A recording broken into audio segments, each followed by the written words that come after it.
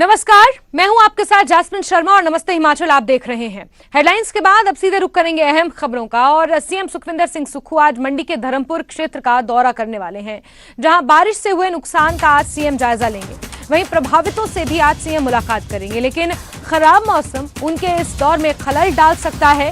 आपको बता दें कि हिमाचल प्रदेश में आज भी मौसम विज्ञान केंद्र ने मौसम खराब रहने और बारिश का अलर्ट जारी किया है। इस बीच खबर निकल कर आई है कि सीएम सुक्खू आज मंडी के धर्मपुर क्षेत्र का दौरा करेंगे। वहां पर भी बाढ़ से हालात खराब हैं, लोग वहां पर भी प्रभावित हुए हैं। प्रभावितों से सीएम सुक्खू मुलाकात करेंगे, लेकिन जिस तरीके से मौसम खराब बना हुआ है, लगातार बारिश का सिलसिला बदस्तूर जारी है।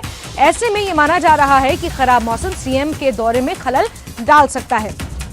बीते कल बीबीएमबी से जिस तरीके से पानी छोड़ा गया और फतेहपुर और इंदौरा के कई गांव जलमग्न हो गए थे, सीएम ने वहां का दौरा किया था और आज धर्मपुर का सीएम दौरा करेंगे। वीरेंद्र हमारे सहयोगी मंडी से ज्यादा जानकारियों के साथ फोन लाइन पर जुड़ गए हैं। वीरेंद्र, सीएम के दौरे को लेकर जरा विस्तार से जानकारियां दें। देखिए, मंडी जिला का जो सरका घाट और धर्मपुर विधानसभा क्षेत्र है, वहां पर भी बारिश के कारण काफी ज्यादा नुकसान हुआ है, क्योंकि पहले नेटवर्क जो है वो चल नहीं रहा था, मोबाइल कनेक्टिविटी नहीं बची हुई थी, लाइट भी नहीं थी, बिजली पानी की सुविधा जो है वो नहीं थी। इस कारण वहां पर क्या नुकसान हुआ, इसकी जानकारी जो है ना तो प्रशासन तक पहुंच पाई थी और ना ही सरकार तक पहुंच पाई थी। लेकिन जैसे ही पिछले कल यहाँ पर मोबाइल नेटवर्क और लाइट वगैरह की व्यवस्था जो है वो सुचारू हुई, तो उसके वहां से जो बात जो है वहां से तबाही के मंजर की तस्वीरें जो है सामने आई है। उसके बाद फिर मुख्यमंत्री सुखविंदर सिंह सुक्खू ने आज तय किया है कि वो धर्मपुर विधानसभा क्षेत्र का और सरकाघाट विधानसभा क्षेत्र के जो प्रभावित इलाके हैं वहां का दौरा करने के लिए आएंगे। हालांकि उनका टूर प्रोग्राम हो चुका है, प्रशासन की तरफ से तैयारियां कर दी गई है, लेकिन अभी जो हमें जानकारी मिली है उसके अनुसार सरकाघाट और धर्मपुर क्षेत्र के साथ साथ जिसके आसपास का जो इलाका है वहां पर मौसम काफी ज्यादा खराब हो चुका है और बारिश का दौर भी वहां पर शुरू हो चुका है। तो ऐसे में मुख्यमंत्री के कार्यक्रम में जो है वो उनके आने पर जो है संशय बन गया है। अभी अगर मुख्यमंत्री नहीं आते हैं तो फिर बाद में जब मौसम साफ होगा तभी उनका जो है वो टूर हो पाएगा, क्योंकि उनका जितना भी दौरा था वो हेलीकॉप्टर के माध्यम से ही होना था, क्योंकि रोड कनेक्टिविटी भी आपको पता है हिमाचल प्रदेश में काफी ज्यादा कट चुकी है। तो अभी प्रशासनिक अधिकारी भी वहां पर मौसम के साफ होने का इंतजार कर रहे हैं। यदि मौसम साफ होता है और मौसम विभाग की तरफ से क्लियरेंस मिलती है तो ही उसके बाद मुख्यमंत्री सुखविंदर सिंह सुक्खू सरकाघाट और धर्मपुर विधानसभा क्षेत्र के दौरे पर आ सकेंगे। जी जैस्मिन। बिल्कुल वीरेंद्र, और साथ ही अगर मंडी की बात की जाए तो समूचा मंडी इस वक्त बाढ़ की चपेट में है और मंडी सबसे ज्यादा प्रभावित इलाका भी है। ऐसे में किस तरीके से वहां पर जगह जगह पर राहत बचाव कार्य किया जा रहा है, और क्योंकि जो रिलीफ मैनुअल है, जो स्केड्यूल रिलीफ फंड्स को बांटने का आया है, उसमें भी कुछ बदलाव किया गया है। बीते कल हमने सरकाघाट उपमंडल की कुछ तस्वीरें देखी थी, वहां पर भी पूरे के पूरे मकान धराशायी हो गए हैं, तो भारी नुकसान लोगों को मंडी क्षेत्र में भी हुआ है। जी बिल्कुल, निश्चित तौर पर पूरे मंडी जिला की अगर हम बात करें तो पूरे मंडी जिला में जो है वो बहुत ज्यादा नुकसान यहाँ पर हुआ है। नेशनल हाईवे की बात करें वो बंद है, और पिछले कल जो हमने प्रशासनिक अधिकारियों के साथ बातचीत की थी, एडीसी मंडी निवेदिता नेगी ने जो है वो जानकारी दी थी, तो उनका कहना था कि 267 जो घर है वो पूरी तरीके से टूट चुके हैं। सिर्फ घरों के नुकसान का ही आंकलन 31 करोड़ से अधिक का जो है वो प्रशासन की तरफ से लगाया गया है। ये अभी तक सिर्फ एक प्रारंभिक आंकड़ा है, जबकि इस आंकड़े में बढ़ोतरी होना स्वाभाविक है। जो विभाग है उनका कितना किस विभाग का नुकसान हुआ है इसकी रिपोर्ट अभी बाद में बनाई जाएगी, क्योंकि विभागों को पहले कहा गया है कि जहां पर बिजली की व्यवस्था सुचारू करनी है वहां बिजली की व्यवस्था सुचारू की जाए, जहां पे सड़कों को दुरुस्त करना है वहां सड़कें दुरुस्त की जाए, जहां पानी की स्कीमें टूट चुकी है वहां पानी की स्कीमों को जो है वो बहाल किया जाए। पहले लोगों को जो है सुविधाएं प्रदान की जाए, उसके बाद फिर नुकसान का आंकलन जो वो किया जाएगा। तो अभी प्रशासनिक अमला या जितना कुछ भी है वो सभी लोगों को जो फौरी राहत देने की बात है, तो उन्हें फौरी राहत जो है वो प्रदान की जा रही है। राहत शिविर जो है यहाँ पर लगाए जा रहे हैं, लोगों को जो जहाँ पर खतरा ज्यादा है वहां पर पूरे के पूरे गांव खाली करवाए जा रहे हैं, तो उन लोगों की फिर रहने की व्यवस्था दाएं बाएं जो है, कोई स्कूल है, कोई पटवार घर है, कोई पंचायत घर है, वहां पर उनके रहने की व्यवस्था जो है वो की जा रही है। तो अभी प्रशासन की तरफ से जो सिर्फ यही व्यवस्था की जा रही है कि पहले लोगों को किस प्रकार से राहत पहुंचाई जा सके, किस प्रकार से उनको सुविधाएं दी जा सके, उस पर फोकस चला हुआ है, जबकि पूरा जो नुकसान है उसकी जो रिपोर्ट है वो बाद में बनेगी। जी जैस्मिन। बिल्कुल वीरेंद्र, और साथ ही अगर मंडी शहर की बात की जाए तो वहां पर भी हालात बदतर हैं। कई दिनों से बिजली बहुत से इलाकों में नहीं है, खासतौर पर जो विश्वकर्मा मंदिर के ऊपर लैंडस्लाइड हुआ था उसके बाद मंगवाई का पूरा इलाका अंधेरे में है। स्कूल कॉलेजेस बंद हैं, क्योंकि आज के लिए भी अलर्ट जारी किया गया है मौसम विज्ञान केंद्र की तरफ से भारी बारिश का। जी बिल्कुल, मौसम विभाग की तरफ से जो फिर से अलर्ट जारी किया गया है भारी बारिश का, और उसमें मंडी जिला भी शामिल है। मंडी जिला के लिए भी ये अलर्ट जो है वो जारी हुआ है। जहां तक आप विश्वकर्मा मंदिर की बात कर रहे हैं तो जैस्मिन मैं आपको बता दूं और न्यूज 18 देखने वाले दर्शकों को भी बताना चाहूंगा कि जो टारना की जो पहाड़ी है वो पूरी की पूरी पहाड़ी इस वक्त जो है वो खतरे की जद में आ चुकी है। यहाँ पर इस पहाड़ी पर ऊपर से ही काफी बड़ी बड़ी दरारें जो है वो पड़ना शुरू हो चुकी हैं। यहाँ पर जल शक्ति विभाग का जो चीफ इंजीनियर का कार्यालय है उस कार्यालय के पास बहुत बड़ी दरार जो है वो आ चुकी है, इसलिए चीफ इंजीनियर का कार्यालय खाली करवा दिया गया है और इसके साथ साथ यहाँ पर नीचे की तरफ को जितने भी मकान है उन्हें भी खाली करने का आदेश जो है वो जारी कर दिया गया है। और अगर हम दूसरी तरफ बात करें जहां पर सिनाडी की बात करते हैं तो सिनाडी में भी जो घरों में बड़ी बड़ी दरारें आ चुकी हैं, घर टूटने की कगार पर पहुंच चुके हैं। मतलब अगर आप मानिए कि अगर मौसम थोड़ा सा और बारिश यहाँ पर होती है तो इन घरों का टूटना तय है। और अगर ये घर टूटते हैं और ये पहाड़ी कहीं दरकती है तो आप अंदाजा लगाइए कि मंडी शहर में कितनी घनी आबादी है और सारा का सारा मंडी शहर जो है वो पहाड़ी पर बसा हुआ है। अगर उस प्रकार से यहाँ पर कोई नुकसान होता है तो फिर शिमला जैसे तबाही का मंजर जो है वो मंडी में भी देखने को मिल सकता है। जी जैस्मिन। बिल्कुल वीरेंद्र, और इसको लेकर प्रशासन पहले ही सचेत है, किस तरीके से कदम उठाए जाएंगे ये देखना काफी महत्वपूर्ण होगा। वीरेंद्र, आप नजर बना के रखें। हमसे जुड़ने के लिए, तमाम जानकारियों के लिए आपका बहुत बहुत शुक्रिया वीरेंद्र। चलिए आगे बढ़ेंगे और शिमला से आपको बड़ी खबर देंगे, जहां आज भी सभी शैक्षणिक संस्थानों को बंद रखने का फैसला लिया गया है। पूरे प्रदेश में सरकारी और निजी शैक्षणिक संस्थान बंद रहने वाले हैं। खराब मौसम के चलते शिक्षा सचिव अभिषेक जैन ने इसके लिए आदेश जारी किए हैं। आपको बता दें कि आज भी राजधानी शिमला समेत अधिकांश हिमाचल के इलाकों में स्कूल और कॉलेजेस बंद रहेंगे। सरकारी और निजी कॉलेजेस को बंद रखने का ये निर्णय लिया गया है। शिक्षा सचिव अभिषेक जैन ने ये ऑर्डर जारी किए हैं। ऑर्डर की कॉपी इस वक्त आप अपनी टीवी स्क्रीन पर देख रहे हैं। जिस तरीके से मौसम विज्ञान केंद्र ने हिमाचल प्रदेश में भारी बारिश का अलर्ट एक बार फिर से जारी किया है। हिमाचल प्रदेश का अधिकांश इलाका भूस्खलन की चपेट में है। जगह जगह से भूस्खलन की खबरें सामने निकल कर आ रही हैं। ऐसे में एहतियातन ये आदेश जारी किए गए हैं। शिक्षा सचिव अभिषेक जैन ने ये ऑर्डर जारी किए हैं, जहां आज भी हिमाचल प्रदेश के साथ साथ राजधानी शिमला के सरकारी और निजी शैक्षणिक संस्थान बंद रहेंगे। बीते कल भी इस तरीके से शैक्षणिक संस्थानों को बंद रखा गया था अलर्ट के मद्देनजर, और एक बार फिर से आज सभी शैक्षणिक संस्थान सरकारी और निजी बंद रहेंगे। वही राजधानी से एक और बड़ी खबर आपको देंगे, जहां खतरा बने पेड़ों को काटने का आदेश दे दिया गया है। प्रधान सचिव शहर ने ये आदेश जारी किया है। नगर निगम शिमला को टीम बनाने के आदेश देते हुए शिमला शहर में खतरा बने 350 पेड़ों को हटाने को कहा गया है। आप तस्वीरें देख रहे हैं, ये स्लॉटर हाउस के पास की तस्वीरें हैं, जहां ये पेड़ जड़ से उखड़ गया था और इसी तरीके के जो कुछ 350 पेड़ हैं उन्हें अब काटा जाएगा। इसको लेकर आदेश जारी कर दिए गए हैं। राजधानी से आपको बड़ी खबर दे रहे हैं। जो पेड़ घरों के आसपास हैं या सड़कों पर किसी कारणवश गिर सकते हैं, वो पेड़ जो खतरा पैदा कर रहे हैं, प्रधान सचिव शहर ने उन्हें काटने का आदेश दिया है। अगर आंकड़ा गिना जाए तो लगभग 350 ऐसे पेड़ हैं जिन्हें बहुत जल्द काटा जाएगा। शिमला शहर में ये पेड़ स्थित हैं जिन्हें काटा जाएगा, क्योंकि ये खतरा पैदा कर सकते हैं। शिमला में जान को खतरा बने पेड़ों को काटने के लिए अब परमिशन की ज़रूरत नहीं रहेगी। प्रधान सचिव शहरी विकास की तरफ से वन विभाग और नगर निगम को स्पष्ट आदेश दिए गए हैं कि ऐसे पेड़ जिनसे जान जा सकती है या जो पेड़ घरों के ऊपर पड़ सकते हैं उनको तुरंत काटा जाए। नगर निगम ने इसकी प्रोसेस भी शुरू कर दी है और 350 के करीब पेड़ ऐसे ढूंढ निकाले हैं जो घरों के ऊपर खतरा बने हुए हैं। इसके लिए नगर निगम की तरफ से 2 टीमें भी गठित की गई हैं। प्रधान सचिव के आदेशों के अनुसार लोग खुद भी उन पेड़ों को काट सकते हैं जो उनके घरों के लिए खतरा बने हुए हैं।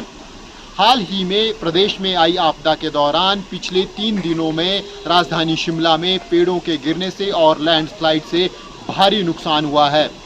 शहर में 250 के करीब पेड़ गिर चुके हैं, जिनसे कई मकानों को नुकसान पहुंचा है और कई जानें भी गई हैं। जिसके बाद प्रदेश सरकार ने गहन मंथन किया और सचिवालय में लंबी बैठकें हुई। इसका नतीजा ये निकला कि अब राजधानी शिमला में खतरा बने पेड़ों को काटने के लिए सरकार की परमिशन की ज़रूरत नहीं होगी। लोग खुद भी इन पेड़ों को काट सकेंगे। न्यूज़ 18 के लिए शिमला से राजेंद्र शर्मा। वहीं शिमला में समरहिल के शिव बॉडी में भूस्खलन हुआ था, जहां अब भी रेस्क्यू ऑपरेशन जारी है। यहां अब तक 13 लोगों के शव बरामद किए जा चुके हैं, जबकि कुछ और लोगों के दबे होने की आशंका बताई जा रही है। आपको बता दें कि समरहिल इलाके में शिव मंदिर पर सोमवार को पहाड़ का एक बड़ा हिस्सा टूटकर गिर गया था और यहां कई लोगों के मलबे में दबे होने की आशंका जताई जा रही है।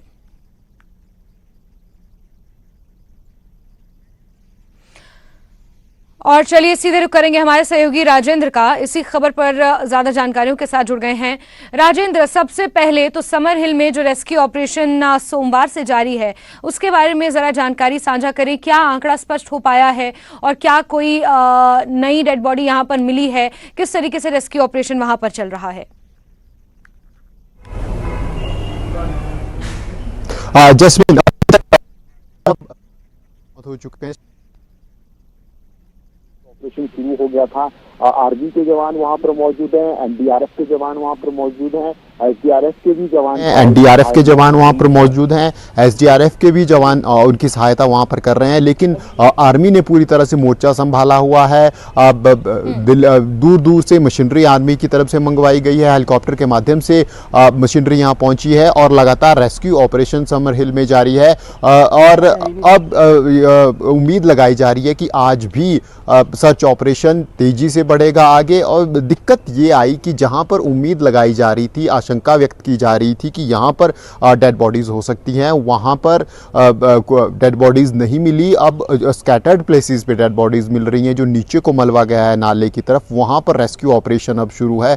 तो ऐसे में विस्तार पूरे रेस्क्यू ऑपरेशन को दिया गया है और बड़ी संख्या में वहां पर जवान है। प्रशासन की तरफ से लगातार कोशिशें की जा रही है कि जल्दी से जल्दी डेड बॉडीज या फिर किसी के जिंदा होने की अगर उम्मीद है तो फिर जल्दी से जल्दी लोगों को रेस्क्यू किया जा सके, वहां से बचाया जा सके या फिर कंप्लीट पूरे मिशन को किया जा सके। जो स्थानीय लोगों के अनुसार 21 लोगों के मिसिंग की वहां पर जानकारी थी, जो स्थानीय पार्षद है और लोग हैं उनके अनुसार 21 लोग यहां आसपास के क्षेत्रों से गायब हैं। तो ऐसे में 13 डेड बॉडीज वहां पर मिल चुकी हैं और अब उम्मीद है कि आज कुछ और डेड बॉडीज या फिर अगर भगवान की कृपा से कोई जिंदा है तो फिर वो उनको निकाला जा सके।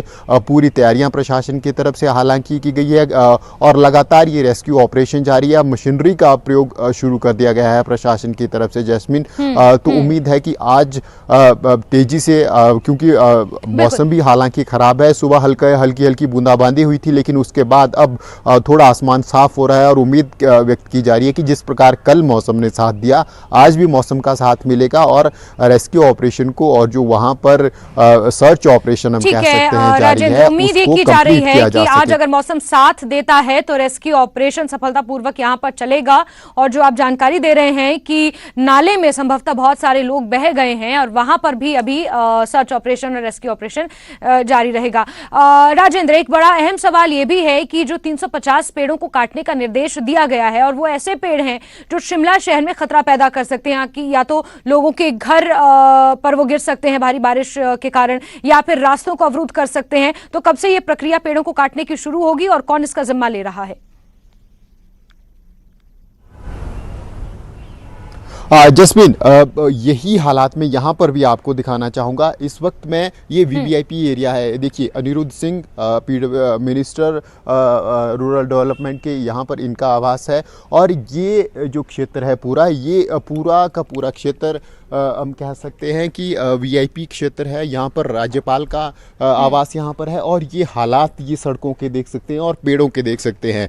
पिछले कल एक बड़ा फैसला प्रदेश सरकार ने लिया, शहरी विकास प्रधान सचिव यूडी अर्बन डेवलपमेंट के, उन्होंने निर्देश जारी किए कि ऐसे पेड़ जो किसी के घर को खतरा बने हुए हैं उनको लोग खुद भी काट सकते हैं। ये खबर इसलिए अहम है क्योंकि शिमला शहर के राजधानी शिमला का जो क्षेत्र है वहाँ पर पेड़ों को काटने के लिए कमेटी पहले नगर निगम की बनाई जाती है जिसमें फॉरेस्ट के लोग शामिल होते हैं।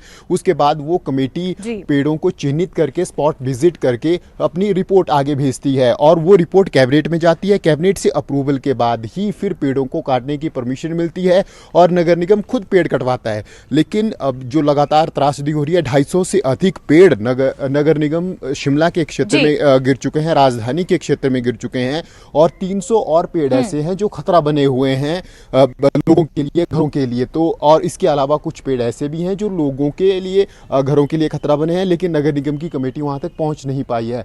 तो ऐसे में अब प्रशासन की तरफ से इन पेड़ों को काटने की इजाजत दे दी गई है। लोग खुद भी पेड़ काट सकते हैं। और हालात देखिए आप, ये सड़क है जैस्मीन, ये पूरी सड़क है और ये पूरी की पूरी सड़क आगे तक आप देख सकते हैं, ये पूरी सड़क कवर की हुई है। सड़क इसीलिए कवर की हुई है, मैं आपको दिखाता हूं कि कैसी दरारें यहाँ पर पड़ी हुई हैं। दरअसल ये इस पूरी सड़क के ऊपर दरारें पड़ी हुई हैं और कभी भी ये सड़क धंस सकती है। आप देख सकते हैं पूरी सड़क में दरारें इस प्रकार पड़ी हुई है और ये पूरी सड़क, ये हालात पूरी राजधानी में है। ये सिर्फ एक एग्जाम्पल यहाँ पर बिल्कुल है, राजेंद्र, यही हालात पूरी राजधानी में है और यही कारण है कि बहुत से ऐसे घर हैं जिन्हें खाली पहले से ही करवा दिया गया है और क्योंकि लैंडस्लाइड और भूस्खलन का खतरा लगातार बना हुआ है। और ये विडंबना ही है जहां एक तरफ हम कहते हैं कि पेड़ उगाओ और अब हम ये कह रहे हैं कि पेड़ खतरा बन गए हैं, इन्हें काटा जाए। राजेंद्र, आप नजर बना के रखें। बहुत शुक्रिया तमाम अपडेट्स के लिए, जुड़ेंगे आपसे, जानकारियां लेते रहेंगे। और ब्रेक के बाद खबर देहरा से, जहां के डाडासीबा के आरा चौक में पिकअप ट्राला पलट गया है। इस हादसे में 20 मजदूर घायल हो गए हैं, जिसमें से 5 घायलों को टांडा मेडिकल कॉलेज रेफर किया गया है। बताया जा रहा है कि तीखे मोड़ पर पिकअप ट्राला पलट गया।